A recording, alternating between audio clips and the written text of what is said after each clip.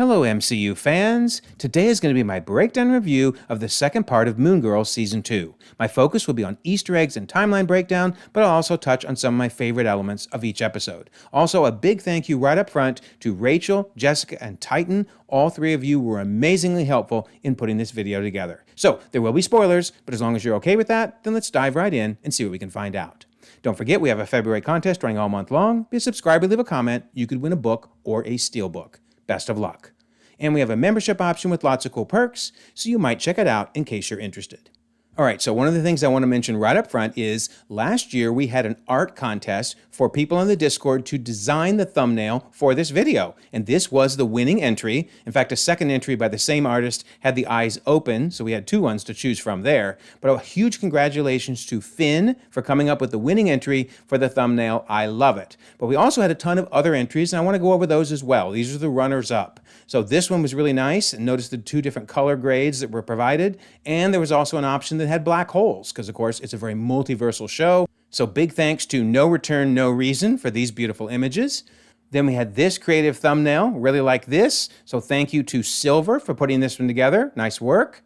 We also have this one. It mentions a bit of everything. Gotta love that, right? So thank you to H for putting this one together. And lastly, we have this one as well as the second color grading option. So those are both really cool. And a big thanks to Jesse DLC for this one. So man, we have some amazing artists on the Discord. All of you are winners in my book, but thank you to everybody who participated in this. All right, so now we're going to start with the finale of the first part of Season 2, just to remember where we were at. And that was Molecule Man showing up, pretty much destroying their apartment, and then helping rebuild it. But that led to Moon Girl's mom saying, "You, Moon Girl, are never doing this again." So our cliffhanger was, will Lunella even get to be Moon Girl in the second part of the season? So we start episode 15 with a nice little WHIH Easter egg. Always fun to see them. And we learn that the Rat King is on the attack. Now, Rat King is from the comics. Obviously, a very different interpretation as they always do for the show. But yeah, he is from the comics. But he is joined by Lady Stiltman / Stiletto. She's a returning villain, and also she was in the comics. And they're joined by Blue Streak, who's also a returning villain and was in the comics. And then we get a brand new character in Stantagirl, who's created for the show. All right, so these four together are the Felonious Four. And of course, we can't forget all the rats, right? So anyway, they team up. That leads the news to be saying, where is Moon Girl? So because Lunella is not allowed to be Moon Girl by her mom, she creates SchMoon Girl, a robot, which obviously is an epic fail, but ultimately leads to Moon Girl pleading with her mother, saying, because I know in my heart that I have to do what is right. And she says, I learned that from watching you. So yeah, her mother's in tears, realizing, okay, I need to let my baby girl be Moon Girl. But unfortunately, it creates an emotional distance between them, which will not get fixed for several episodes. All right, so then we move to episode 16, where she and her dad are recreating a scene from Mission Highly Unlikely, which is the show's parody on Mission Impossible. So yeah, I love how they parody. Definitely my favorite scene, probably from all of the Mission Impossible movies. I just love that scene so much. So that was really cool. We also get a Captain America Easter egg. You can see the mural on the wall there. And then her father decides to go on a ride along with Lunella because he realizes he's never got a chance to do that. And I love the swirling circles as they go between scenes because it totally reminded me of how they would transition between scenes in the old Batman and Robin show. I thought that was really clever.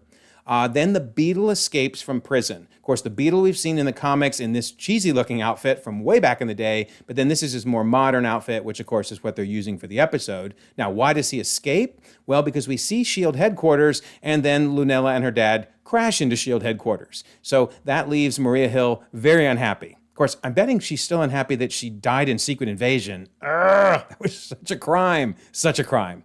Anyway, luckily they do end up catching Beetle, and they turn Maria's frown upside down. Nice. All right, so then in episode 17, Pops gets a cranial expansion. Basically, he feels like he's not smart enough, but obviously that's a take on the leader, which makes sense, right, with Brave New World just arriving last weekend, so perfect timing. So then Pops wants to go and try out his increased intelligence, and what better way to do it than to stump a genius? Notice that's Dr. Stern there in the dunk tank. I love that he's got all his degrees and diplomas sitting behind him, but that has to be another Easter egg for Brave New World, right? Because the leader is Samuel Stearns, and of course we bring back Dr. Stern. Now I love that he is voiced by Peter Weller, who of course was RoboCop back in the day, very cool. And then Pops creates a new and improved tectonic plate shiftorama, which unsurprisingly becomes a total disaster. They fix it, but I do want to point out that some of the lava goes down this drain. And one of the reasons I love watching the end credits is sometimes they have a really clever joke. And notice here the Rat King and all those little rats are trying to avoid the lava that was dumped in the sewers. So very clever. All right, so episode 18 deals with a very sensitive topic, but they handle it really well. It's Lunella's first period. And obviously, I'm not an expert in that, being a guy, so I'm going to let the episode speak for itself on all of that she goes through. But I do think this is interesting. So Abyss returns because they go to get something to eat, and they notice that Abyss is making freeze-dried ice cream. Abyss now is saying, I used to be using these powers for evil. In fact, you might remember her from previous episodes. On the left is what she looked like in the comics, and of course on the right is what she has looked like in the series. But she says it's all because of the Good Word program. And she pulls out this flyer that obviously Moon Girl is helping with. And this is really important. This will be a huge factor in the final episode. So don't forget Good Word.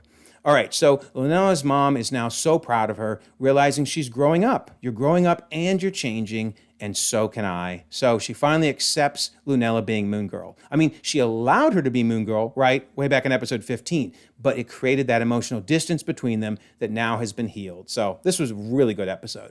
All right, so episode 19, The Beyonder returns, and the Beyonder and Lunella have always had an on-again, off-again relationship, and let's just say it's still in the off-again state because of the beginning of season 2. We also get the return of Devil Girl, who drops the multiverse name. In case you haven't heard, we're living in a multiverse. And of course, if you get Devil Girl, you're going to get Moon Dinosaur. You might remember that they are Moon Girl and Devil Dinosaur's multiversal equivalents.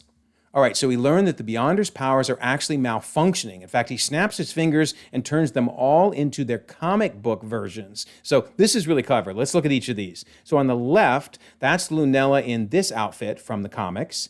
On the right, I think that's Lunella from this outfit in the comics. And then, of course, in the middle is the Beyonder from the 80s when he was Superhero Beyonder.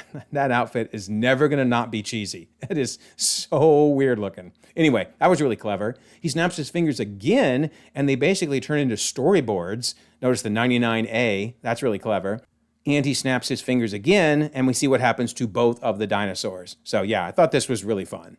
And then we learn that the multiverse is at risk of destruction. And I love how they visualize the multiverse by showing a bunch of different versions of the Earth. We've seen that in the main MCU as well, right? Everything seems to focus on, Earth 616, Earth 10005, Earth 838. That is the focal point for when incursions occur when two universes collide. So, unfortunately, we start to see what looks like an incursion, right? Because we get this rip in the sky, and out of it come paramites, which they describe as biomechanical parasitic pests that live between universes. I love that idea that there would actually be a living being in between the space between two universes. So I have no idea if they're going to go that way in the main MCU, but I thought that was fun. All right, so ultimately they realize Beyonder and Lunella need to make up to get Beyonder in the right headspace so that he can fix everything, which of course he does, and the episode ends really well.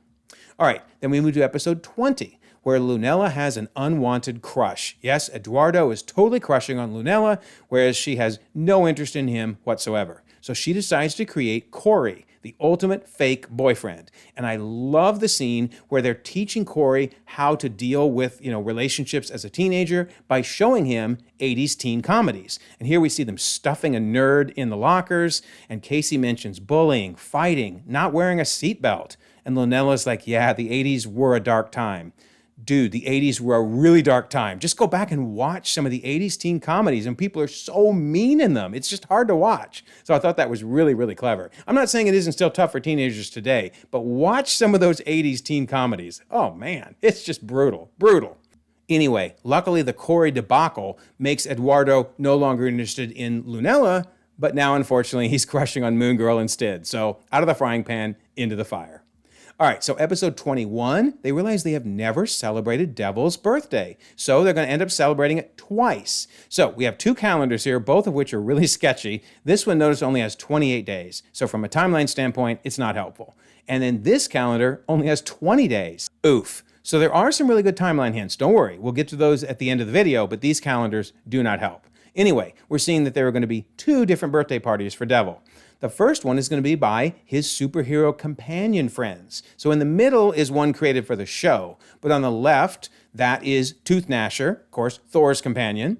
On the right, that's Redwing, Falcon's companion. And on the far right is Aragorn, who's been the companion of several different heroes, but here we see Aragorn with the Black Knight. So all of the animal companions throw a party, but then so does Lunella and her family. So how can Devil be in 2 places at once? Well, the only logical answer, of course, is cloning. I mean, nothing bad will happen with that, right? Of course, lots of bad things happen, but they ultimately solve it all, and Devil does indeed get his 2 birthday parties. All right, so we go on to episode 22. It starts with Moon Girl capturing a criminal, S.H.I.E.L.D. taking them away, and she is rewarded by a jewelry store owner with a chunk of vibranium. I think the dude did not realize how valuable that was, because Lunella knows that it is the most valuable metal in the world.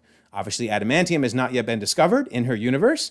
Again, it's kind of interesting how these episodes came out right when Brave New World was coming out as well. So pretty wild. Anyway, she can only partially upgrade her equipment because she doesn't have enough vibranium, so she needs to rent herself out to earn more money, and unfortunately, Martin Lee is one of the people who rents her out. So Martin Lee is voiced in the episode by the awesome Boeing Yang. If you've never seen him on Saturday Night Live, you've got to watch SNL just for his performances, but he's great. He plays Martin Lee, but of course Martin Lee, as we all know, is also Mr. Negative. I thought that was really cool how it switched back and forth. But yeah, I loved seeing Mr. Negative in the episode. On the left, you can see that's what he looked like in the comics. On the right, in the Sony PlayStation game. And then here's 2 more images on the left from the episode, and on the right from the PlayStation game with his sword. He's fantastic. We've got to see him in live action at some point. Please, Marvel, please. But yeah, ultimately, she defeats him, and he is sent to S.H.I.E.L.D., who locks him away and takes him to prison. All right, so episode 23, Lunella takes down Dr. Madness, who's a character they created for this series, but we see that Maria Hill is very happy. S.H.I.E.L.D's been trying to take down Dr. Madness for a minute, she says. I love that Lunella then mentions some S.H.I.E.L.D. fanfic. Chapter 64, License to Hill. Yeah, we all love Hill. She is the best. Why did she have to die? Why did she have to die? Anyway, Hill then gives Lunella an important offer. She says, I've got a secret mission coming up, and S.H.I.E.L.D. needs you. Could be a month, a year. Really hard to put a clock on these things, but the world needs you, Moon Girl.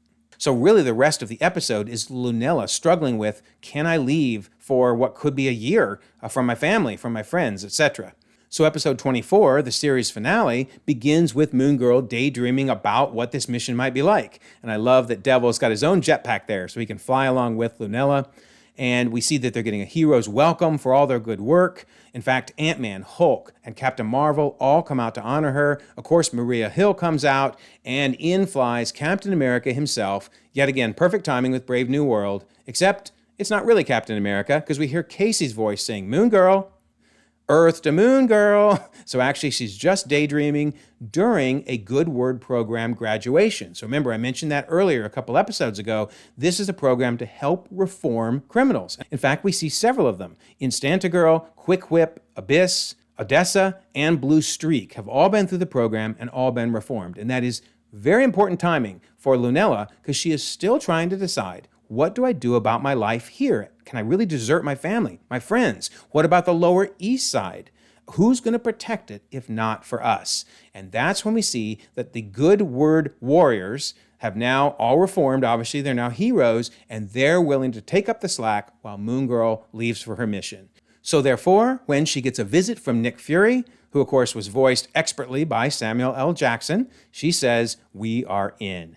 So Fury says, guess I've got some calls to make, and we do see that Moon Girl and Devil Dinosaur are taking off on their mission, and in fact, we get a final goodbye from the Beyonder, because he says, you go, Moon Girl, snaps his fingers, and vanishes. So as I mentioned, this is the series finale, because for now, it has not been renewed. Really a bummer. I love these episodes. I hope you watch them. Tell your friends to watch the show. It's really good. But for now, it is done. Hopefully it will come back, though, sometime in the future, or maybe we even get a live-action Lunella. But Before we get to the timeline for the show, we have to talk about the missing episode, The Gatekeeper. So it's not clear when this episode was going to air, although it seems like it might have been part of the first half of season 2, maybe even episode 6. But anyway, as we can see from this article, Disney reportedly pulls Marvel's Moon Girl and Devil Dinosaur episode over trans athlete story. So early in the episode, The Gatekeeper, Brooklyn, who we see on the left there, recalls her time spent playing soccer and the darkness of me having to play on the boys' team. Her comments about her athletic past are overheard by the opposing team's coach, who tries to have the teenager disqualified from the game. But Brooklyn's coach, the gym teacher, says Brooklyn is a girl and she's going to play.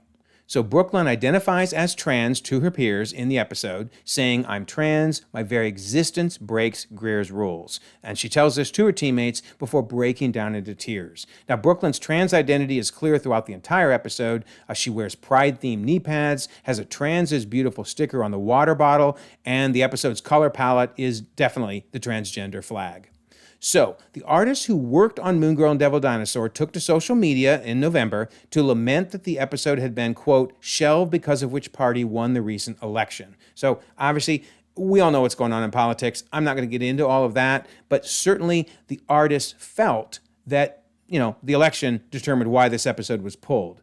Now, according to a source at Disney, the decision to hold the episode was made more than a year ago and was not based on the result of the U.S. elections. The source said that in this case, the decision was based on this specific episode, not because of the character being trans, and they said the episode isn't even specifically banned, but being held. Now, I did actually get to see the episode, so thank you, Titan, for showing it to me, because it was on Twitter briefly before it got taken down. Really a bummer. It was a good episode. It's just a shame it got caught up in all of this, but I still wanted to mention it to you because it's a very important episode that, unfortunately, will probably never be aired. All right, so we'll wrap up the video by looking at the timeline management for the series, which is actually pretty impressive. So in Season 2, Episode 18, we learn that Lunella was born in March of 2010. Why do we know that? Well, that's the date in the upper right-hand corner, which I'll blow it up a bit, and we can see that it's October 31st of 2009. Now, her mother describes this as the date of her second ultrasound. All right, so you have a second ultrasound around 20 weeks, and a normal pregnancy is around 40 weeks. So if we add 20 weeks to October 31st of 2009, you get March of 2010. We don't know the exact day, but it's sometime in March of 2010. All right, that's important, because throughout the entire series, we learn that Lunella is 13. So Season 1, Episode 3 mentions it, but we've known that for a long time. So, based on her birthday of March of 2010, that means the episodes have to be taking place between March of 2023 and March of 2024. Okay, so in the very first episode of Season 1, we see that it is National School Lunch Week. You can read it really clearly here, but you can also see it on this poster here, which we'll zoom in on. So, National School Lunch Week occurs in October, and the only October that fits in that range of March of 2023 to March of 2024 is October of 2023. So now we know Season 1, Episode 1 was in October of 2023.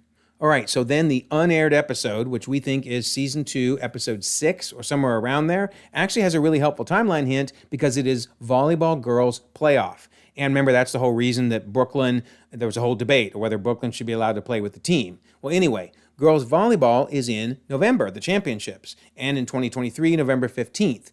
So that means all the way into Season 2, we're still in the same school year, even in the first semester of that school year. And actually, we get some really good proof of that because Season 2, Episode 7 tells us we're in the same school year because Lunella says we've had a revolving door of science teachers this year. And also in Episode 7, we learn that she's still 13, meaning we have not yet got to March of 2024. So this is really fitting together well. Episode 17 of Season 2 mentions the perihelion, and that occurred on January 2nd of 2024. So we've now finally moved into 2024. And then Season 2, Episode 19 shows us a calendar which does match perfectly with March of 2024. And then it seems like the rest of Season 2 is all happening within that same month, maybe moving into April, but they're all happening in very rapid succession. So I'm going to place the timeline for the entire 2 seasons of Moon Girl, September of 2023 through March of 2024. And again, I want to do a huge shout out for Rachel and Jessica for all of their help in putting this together. So don't forget, we do have the Google timeline document out there. It's sorted by timeline month, but of course you can sort it by release if you're interested by going up to the sort.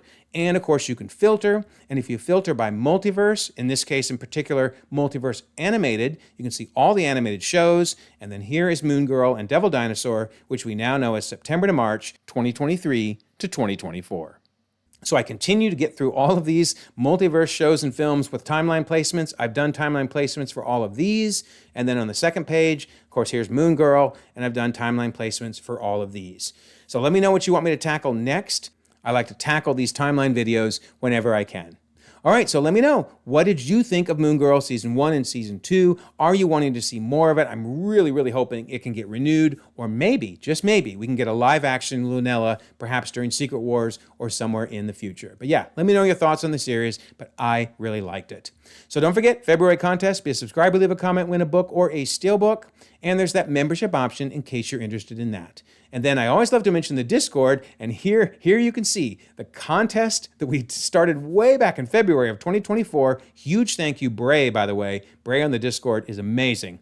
But yeah, here we were announcing that contest, and now finally, you're getting to see those thumbnails. So I will leave a pinned comment so you can join 2,000 members across the globe, conversations 24/7, and we would love for you to be part of it. Also, if you don't mind, like this video, subscribe if you haven't already. You can check out more content, and we'll all continue to enjoy the ever-growing, the ever-changing Marvel Cinematic Universe.